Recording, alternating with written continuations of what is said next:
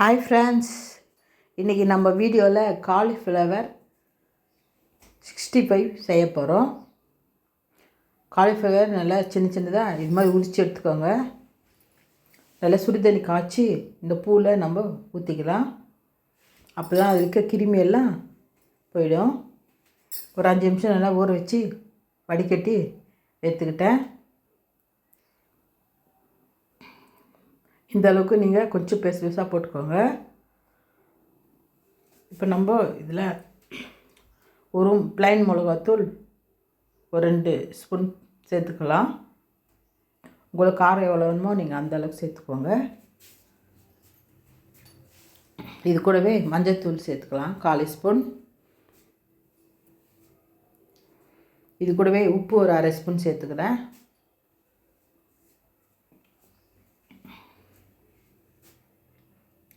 இது கூடவே மஞ்சள்தூள் சேர்த்துக்கலாம். இஞ்சி பூண்டு விழுது ஒரு 1/2 தேக்கரண்டி சேர்த்துக்கிட்டேன்.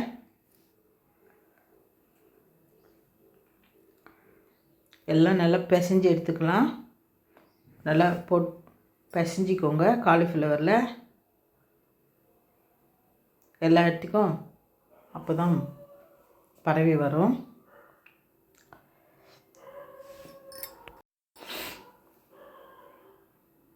நல்லா பிசைஞ்சிக்கலாம்.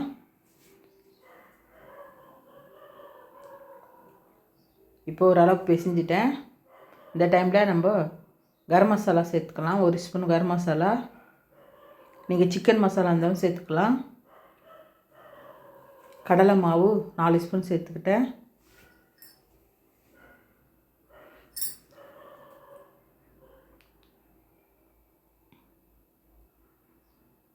எல்லா இடத்துலையும் படுற மாதிரி போட்டுக்கலாம். கார்ன்ஃப்ளவர் மாவு 1 ஸ்பூன் சேர்த்துக்கிட்டேன்.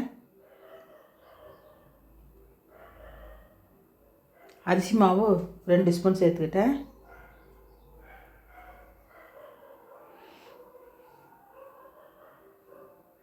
இதே நம்ம லேசாக தண்ணி தெளித்து நல்லா பிசைஞ்சிக்கலாம். நிறைய தண்ணி தெளிக்கக்கூடாது, லேசாக தெளிச்சுக்கோங்க. தண்ணி நல்லா பிசைஞ்ச பிறகு கூட தண்ணி தெளிச்சுக்கலாம் லேசாக.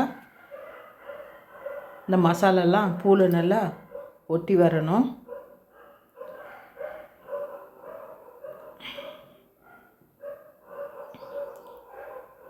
நல்லா இது மாதிரி 5 நிமிஷம் நல்லா பிசைஞ்சிக்கோங்க. இப்போ நல்லா பிசைஞ்சிட்டேன். இந்த மாதிரி தனித்தனியாக இருக்கணும். ஒன்றோடு ஒன்று ஒட்டாமல் தனித்தனியாக இருக்கணும். பாருங்கள், நல்லா ஒட்டி வந்திருக்கு மசாலா. இப்போது சூடான எண்ணெயில் கொஞ்சம் கொஞ்சமாக போட்டுக்கலாம். காலிஃப்ளவர் வெந்து வர்றது கொஞ்சம் லேட் ஆகும். பொறுமையாக மீடியம் ஃப்ளேவரில் வச்சு வறுத்து எடுத்துக்கோங்க. ஒன்று ஒன்றா போட்டுக்கலாம். அது மாதிரி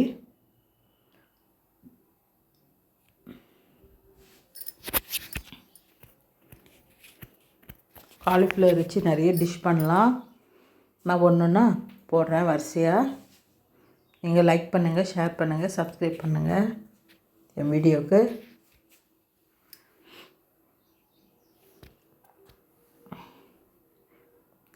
அஞ்சு நிமிஷம் கழித்து நம்ம திருப்பி போட்டுக்கலாம். உடனே திருப்பக்கூடாது. எண்ணெய் நல்லா கொஞ்சம் லேசாக அடங்கினோடனே போட்டுக்கலாம். இந்த சலசலப்பெல்லாம் அடங்கினோடனே பொறுமையாக ஒரு 5 நிமிஷம் நல்லா வெந்து வரணும். அப்போ தான் நல்லா முறுமுறுன்னு இருக்கும்.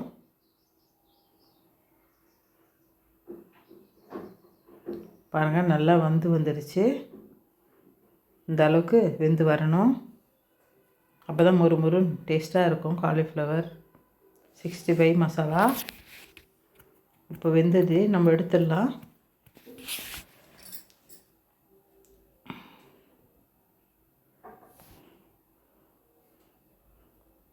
ரொம்ப டேஸ்ட்டாக இருக்கும். காலிஃப்ளவர் சீசன் இருக்கும்போது நீங்களும் செய்து சாப்பிட்டு ஃபீட்பேக் சொல்லுங்கள்.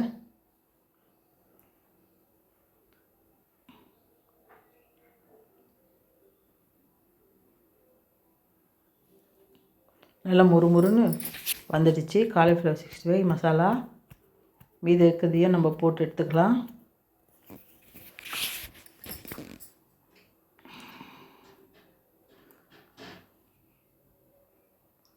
நிறைய கலரி விட்டுட்டே இருக்கக்கூடாது. போட்டு 5 நிமிஷம் பொறுத்து திருப்பி விடணும்.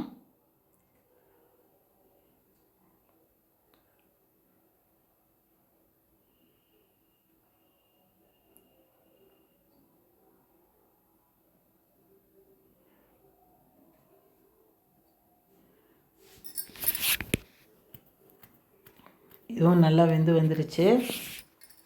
இதையே நம்ம எடுத்து தட்டில் போட்டுக்கலாம்.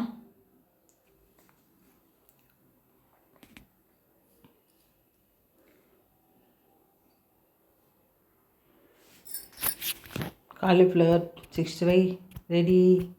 சூப்பராக இருந்தது. டேஸ்ட் பண்ணி பார்த்தேன்.